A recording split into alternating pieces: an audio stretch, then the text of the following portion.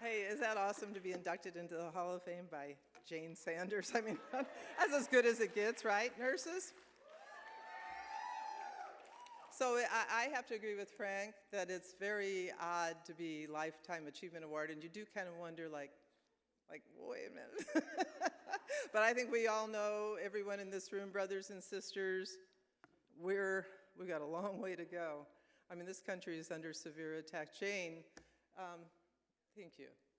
Jamie, Harvey, Carmen, Jerry, all the consumer watchdog people, you're all, I mean, you're just all incredible people. You know, my tribe is here, even though I know someone said we can't talk about tribalism, but I heard that. I said, well, my tribe is here. Nurses, staff, that we've been together for so many years. I miss you much. I love you, and you know that. I've just had the incredible privilege of working with the angels, and I do think that I can't imagine a better lifelong career than fighting for social justice with the people who care for the very, very fundamentals of humanity. And I thank you, nurses, for joining with for being so different, for having the vision and the courage and the foresight to know that these consumer attorneys who are in this room are with you. We are all one, and we've got a long, long way to go. But we can change this nation, and we are changing this nation. And I know it. I know it. I think the thing that you need to know about the nurses and why our union is different is our union. That is because the nurses don't just see themselves in some myopic way, that this is just about me, this is my union, and this is what most unions do, by the way, if you wonder what's wrong. In terms of narrow self-interest, but that basically the humanity of their patients comes first, and you do, and Jane said it. You have to care about the social conditions affecting those patients in order to actually be a patient advocate. And our nurses know that, and they fight for that, and they see it. And single-payer health care is a prime example of that. We have a governor coming into office, Gavin Newsom, and we were the first organization to endorse him, correct? Yeah. And he's a single-payer advocate. And I'm really sad that Villaraigosa down here is now talking poorly about single-payer when he used to talk positively about single-payer years ago. It's very sad when that happens. Regardless, we've moved that. We, all together in this room, have moved that bar. I want to say that I have one great disappointment in Consumer Watchdog. I think I have been the person who has been on the front lines forever asking Harvey Rosenfield to run for insurance commissioner in the state of California. And all of us who think he should raise their hand. Wouldn't Harvey be a wonderful ad? Yeah? Well, single-payer health care, Jane talked about it. Frank, I think Frank and Jane stole a lot of my lines, so I'm going to go, because Jane's got a husband here, I hear, and probably want to hear from here. Gosh, where am I? Actually, I'm nowhere that I thought I would. I think that I think you saw in just a clip in that video of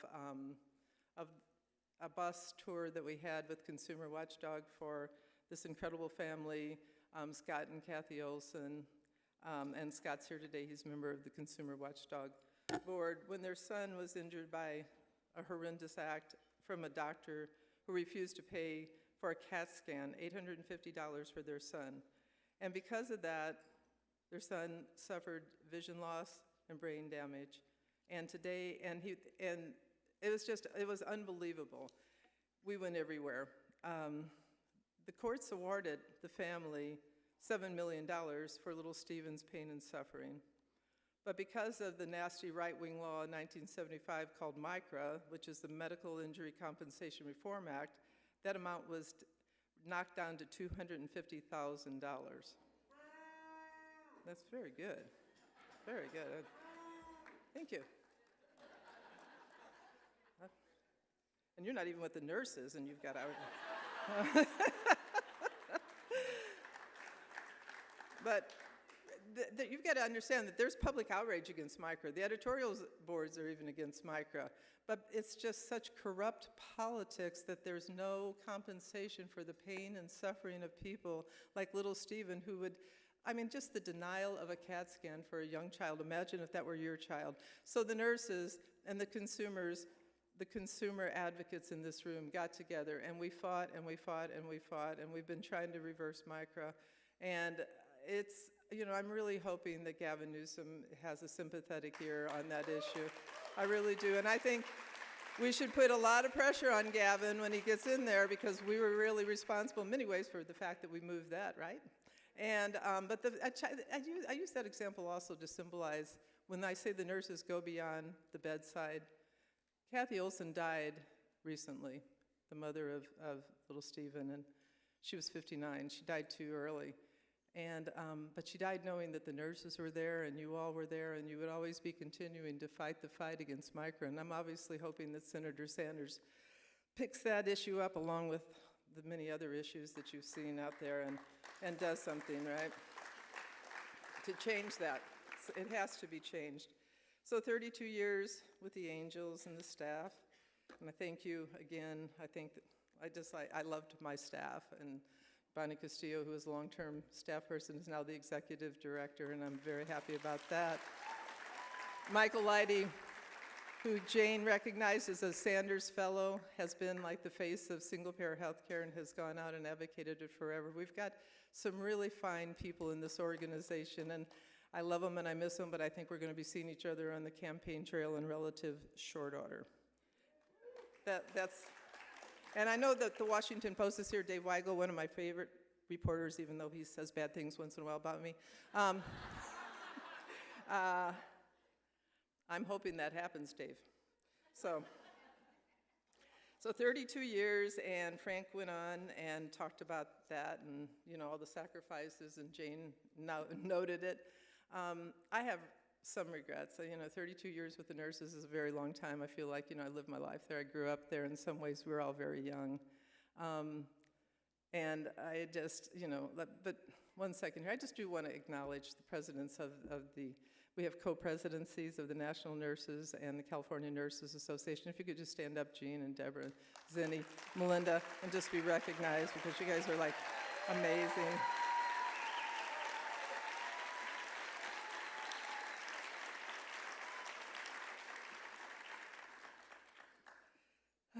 But I do have some regrets.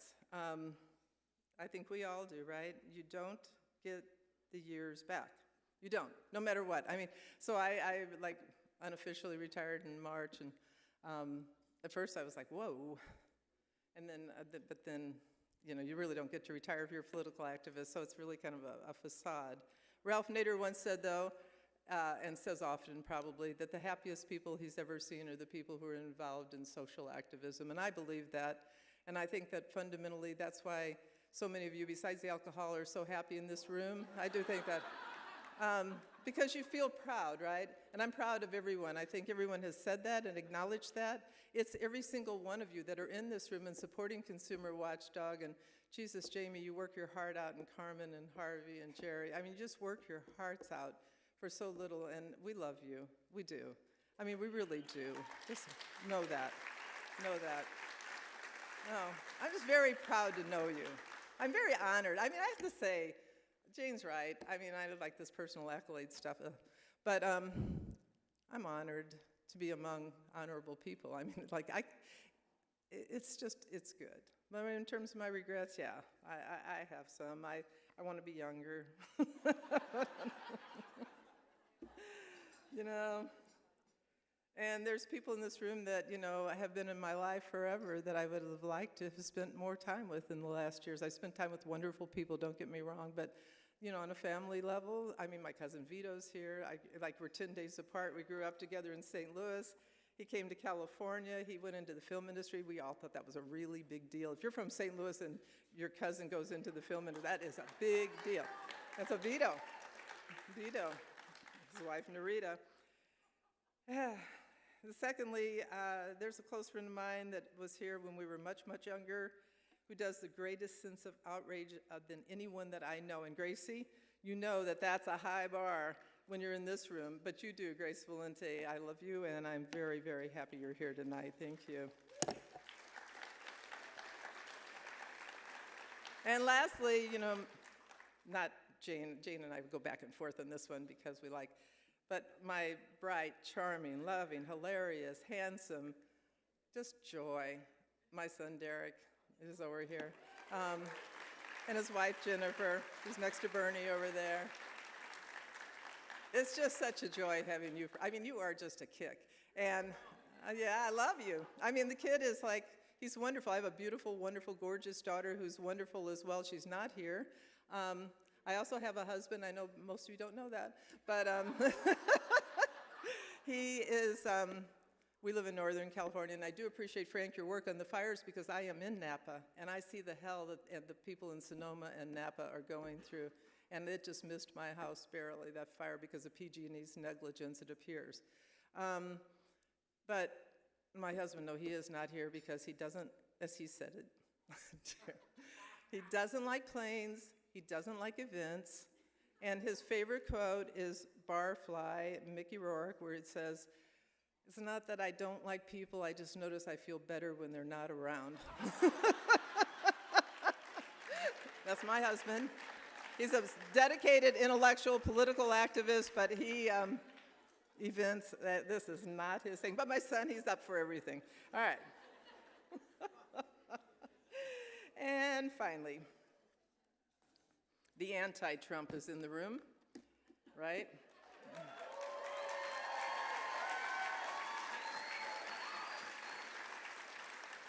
Derek, I just want you to know that if you think I was away a lot, check out the people who are sitting next to you. The Sanders family, my other family now, I consider my, yeah. I don't know if you all saw Bill Maher last night. Bernie was on it, yeah. He got a standing ovation. You don't get standing ovations on that show. You do not, and Bernie got Bernie. I mean, Bernie is like the most popular politician in America. He ran for office. Running for office was just another vehicle to basically speak truth, right? I mean, like, let's wake the nation up. He shook this nation awake. And there is no reporter. Dave Weigel was reporting on it. Nobody else was reporting on it. Dave, they caught up with you. They're all reporting on it now, that Bernie Sanders has changed the Democratic Party. At least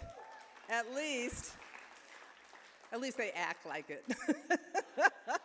Whether or not they actually change it, so we'll see how much that's changed. But the phenomenal coattails of this man's energy and campaign, all the legislators who are winning across this country now, who are progressives that are running for office and winning. We don't need phonies in this country. We need the real deal, right?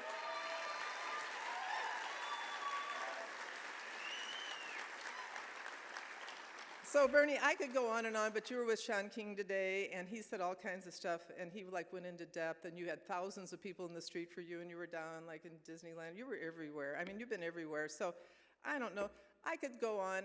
You know, I think you're wonderful, and I love you, and you want to come on up here and say a few words to the folks.